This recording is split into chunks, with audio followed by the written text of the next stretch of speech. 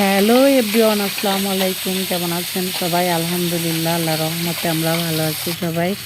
এই তো দুপুরে রান্নাবান্না করার জন্য চলে এসেছি। ছোটো আম্মু আর আমি বউ শাশুড়ি রান্না করে আজকে রান্না করছি চিংড়া মাছ ভেজে রান্না করবো, বেগুনের শাক ভাজি করবো, আর হচ্ছে টমেটো দিয়ে ডাউল রান্না করব। এই তো বন্ধুরা, মাছ ও বেগুন ভাজা হয়ে গিয়েছে। এখন ট্যাংরা মাছ বসানোর জন্য টমেটো সব ধরনের মশলা দিয়ে ভালো করে কষিয়ে নিচ্ছি। আর এপাশে বেগুনির চাকও করে নিচ্ছি পাশের চুলায়। এই যে আমাদের বেগুনির চাক কমপ্লিট হয়ে গেছে, দেখাতে খেয়াল নাই। আর এই ট্যাংরা মাছের এই তরকারিটা একটু টক টক গরমে ভালো লাগবে খেতে, তাই এইভাবে রান্না করব। আর টমেটো দিয়ে ডাউল রান্না করব, মজার একটা ডাউল। টক টক গরমে এই ধরনের খাবারই ভালো, অল্প মশলা দিয়ে, বেশি মশলা না। তরকারিটা দেখে হয়তো বুঝতে পারছেন এখানে বেশি মশলা না, অল্প মশলা দিয়ে রান্না করছি।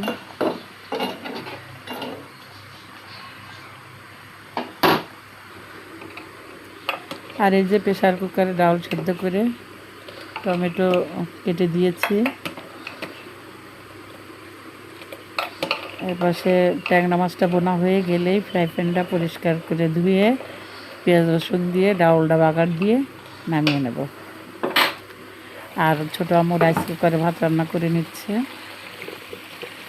এই তো বন্ধুরা, একটু ভাজা জিরের গুঁড়ো দিয়ে দেবো এখন।